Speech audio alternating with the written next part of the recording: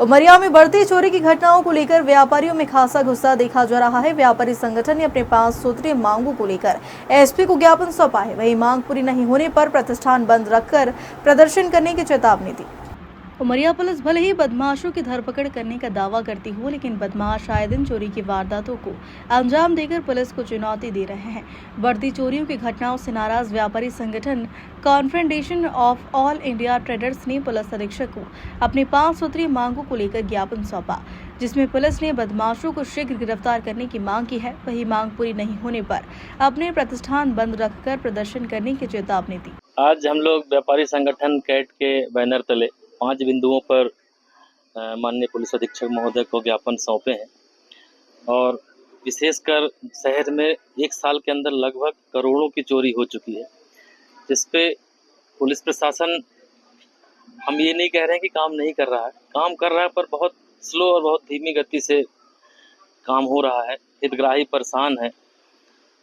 हाल ही में कलेक्ट्रेट में ही पुलिस अधीक्षक कार्यालय के बाहर ही 17-18 लाख की चोरी हुई। उसमें भी कोई कार्रवाई अभी तक हम लोगों के संज्ञान में नहीं है। हालांकि पुलिस का कहना है कि वो अपनी कार्रवाई कर रही है, अच्छा है, पर हम व्यापारी चाहते हैं। अभी हाल में ही हमारे सैम मोबाइल के संचालक सचदेव परिवार में भी 13-14 लाख की चोरी हो गई। उसकी आज हम लोग ज्ञापन दिए हैं।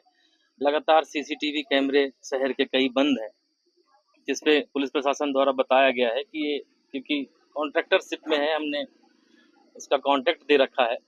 ठीक है, हम लोग व्यापारी हैं, हमारी इच्छा है, हमारी, या कह लीजिए कि हम लोग ये चाहते हैं कि ठीक है कॉन्ट्रैक्ट में दीजिए, पर उसको सुचारू रूप से कॉन्ट्रैक्टर से सीसीटीवी कैमरे चालू तो रहें शहर की, क्योंकि वारदात जब होती है तो पता चला कैमरा वहाँ पे बंद पाया गया था। ऐसे ही एक बिंदु पे हम लोग यातायात पे भी ज्ञापन दिए हैं, क्योंकि यातायात जो उमरिया शहर का है, कहीं भी गाड़ी खड़ी हो जाती है जिससे यातायात प्रभावित होता है। लगातार केवल गांधी चौक पे पुलिस देखने को मिल जाएगी, बाकी रोड में और बाकी चौक में पुलिस प्रशासन। ज्ञापन दिया तो पुलिस अधीक्षक महोदय ने क्या आश्वासन?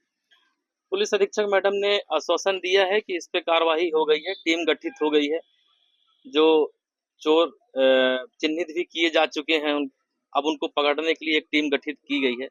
उन्होंने कहा है कि हम चोर तो पकड़ लेंगे, पर अब यह है कि कैश मिल पाता है कि नहीं मिल पाता, इस पे कार्रवाई के ऊपर ही डिपेंड करेगा।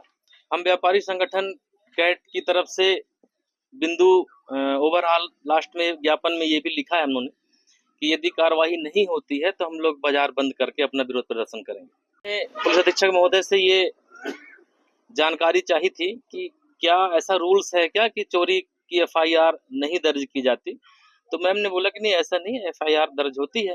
तो हम लोगों ने यही बोला था कि एफआईआर तुरंत दर्ज नहीं होती है, हितग्राही कई बार जाता है, उसके बाद एफआईआर दर्ज होती है। उन्होंने बोला चलिए मैं इस बात को दिखवाता हूँ। वहीं एसडीओपी नागेंद्र प्रताप सिंह ने बताया कि चोरी का मामला पंजीबद्ध कर बदमाशों की तलाश की जा रही है। जल्द ही चोरों को गिरफ्तार किया जाएगा। कल शहर में एक चोरी को लेकर कुछ व्यापारियों के द्वारा ज्ञापन दिया गया था।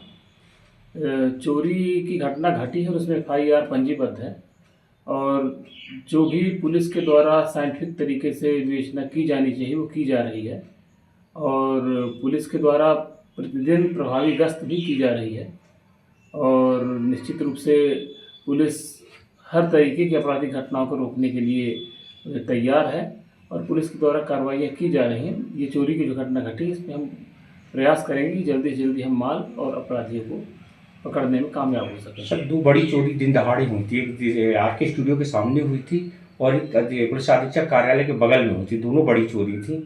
उसमें सर अभी तक कोई अपडेट आई? उसमें अपडेट्स मिली हैं और उस पर हम काम कर रहे हैं, और बहुत संभव है कि उसमें हम खुलासा भी कर लेंगे।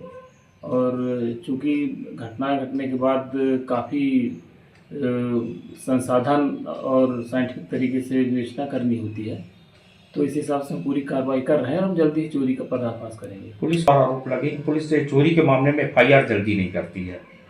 नहीं, ऐसा नहीं है कि एफआईआर नहीं करती। आजकल तो पुलिस एफआईआर नहीं करे तो व्यक्ति स्वयं जाकर के इलेक्ट्रॉनिक एफआईआर भी दर्ज कर सकता है।